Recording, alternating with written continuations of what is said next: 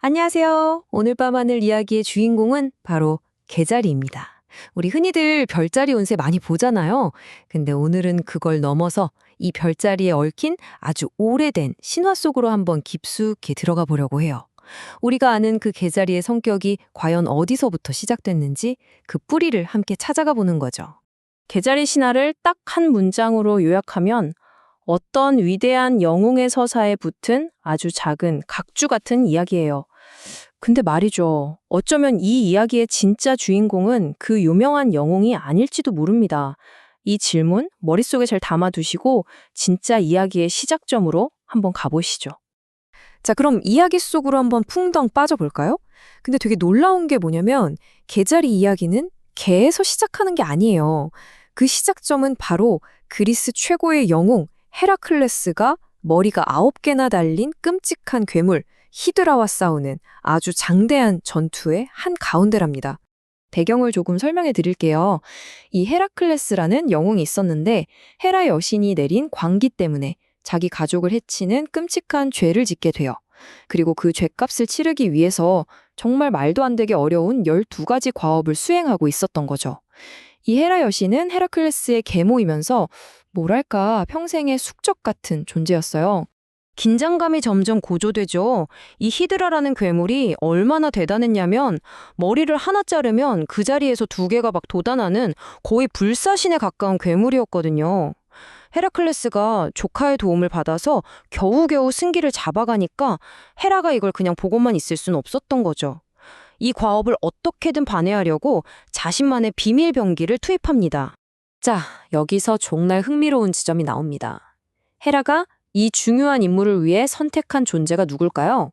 뭐 또 다른 거대한 괴물이었을까요? 아니요. 바로 그 늪에 살고 있던 아주 작은 개, 카르키노스였습니다. 카르키노스의 운명은 딱 4단계로 요약할 수 있어요. 첫째, 헤라 여신의 명령을 받고 거대한 전투에 뛰어들죠. 둘째, 그 작은 몸으로 용감하게 헤라클레스의 발을 집게로 뻥 물어요.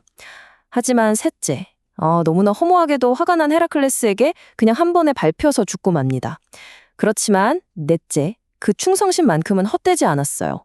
헤라가 그를 하늘의 별자리로 만들어 영원히 기억하게 해주거든요. 바로 이 부분이 핵심이에요. 개의 노력은 사실 전투의 결과를 바꾸는 데는 아무런 도움이 되지 못했어요. 실패한 거죠. 하지만 그 결과와 상관없이 그 변치 않는 충성심, 그 마음 하나만으로 하늘의 별이 되는 엄청난 보상을 받은 겁니다. 이게 바로 개자리 신화의 첫 번째 메시지예요. 자, 그러니까 카르키노스의 이야기는 정말 비극적인 희생에 관한 이야기죠. 그런데 말이죠. 이 개자리가 우리에게 들려주는 이야기가 이게 전부가 아니라는 겁니다. 또 다른 이야기가 숨어 있어요. 정말 신기하게도 개자리 안에는 이 비극적인 희생 이야기와는 완전히 정반대의 분위기를 가진 이야기가 함께 들어있습니다.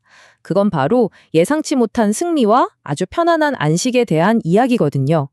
이 두 신화가 어떻게 하나의 별자리 안에 같이 있게 됐는지 한번 볼까요?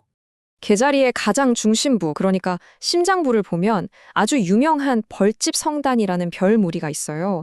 근데 고대 사람들은 이걸 보고 여물통이라고 불렀거든요. 이름이 좀 재밌죠? 바로 이 여물통이 다음 이야기의 무대가 됩니다. 자, 이 여물통을 중심으로 또 다른 신화가 펼쳐집니다.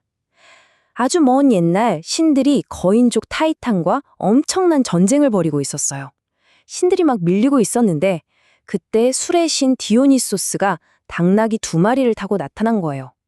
근데 이 당나귀들이 내는 울음소리가 너무나 크고 기괴해서 타이탄들이 그걸 듣고는 혼비백산에서 도망가 버렸답니다. 정말 예상치 못한 승리죠. 그래서 신들은 이 당나귀들의 공을 기려서 하늘의 별로 만들어주고 그 둘 사이에 영원히 배고프지 말라고 여물통을 놓아준 거예요. 이건 영원한 안식과 풍요에 대한 이야기라고 할 수 있겠죠? 자, 이제 진짜 중요한 질문으로 넘어가 볼게요. 하나는 비극적인 희생에 대한 이야기, 다른 하나는 아늑한 안식에 대한 이야기. 이렇게나 다른 2가지 신화가 도대체 어떻게 오늘날 우리가 아는 개자리의 성격을 만들어낸 걸까요? 그 질문에 답하기 전에 우리 보통 개자리 하면 딱 떠오르는 성격들이 있잖아요. 뭐 보호 본능이 강하고 가족을 잘 챙기고 겉은 단단해 보여도 속은 여리다는 그런 것들이요. 이걸 먼저 잠시 짚어보고 나면 두 신화가 이 성격들과 얼마나 놀랍도록 딱 들어맞는지 바로 아실 수 있을 거예요. 자, 이제 모든 퍼즐 조각이 맞춰지는 순간입니다. 한번 보세요. 카르키노스의 그 맹목적일 정도의 충성심, 이게 바로 개자리의 강한 보호 본능과 가족을 위한 희생 정신으로 이어지는 거예요. 그리고 전쟁을 끝낸 당나귀들에게 주어진 그 영원한 여물통의 안락함, 이게 바로 다른 사람을 보살피고 집이라는 공간을 소중히 여기는 개자리의 성향으로 나타나는 거죠. 그리고 이 모든 것을 감싸고 있는 개의 단단한 꺽질은 그들의 섬세하고 여린 내면을 지키는 상징이 되는 거고요. 정말 신기하죠? 이렇게나 풍부하고 깊은 이야기가 있는데 막상 밤하늘을 보면 좀 이상한 점이 있어요. 천문학적으로 보면 아주 재미있는 역설이 하나 있거든요. 이토록 강렬한 신화를 품고 있는데도 불구하고 개자리는 밤하늘에서 믿을 수 없을 정도로 희미한 별자리예요. 가장 밝다는 별이 고작 4등급 별이거든요. 이게 어느 정도냐면 황도 12궁, 그러니까 우리가 아는 그 12개 별자리 중에서 가장 어둡다는 뜻이에요. 그리고 이 어두움이 역사적으로는 꽤나 섬뜩한 해석들을 낳기도 했습니다.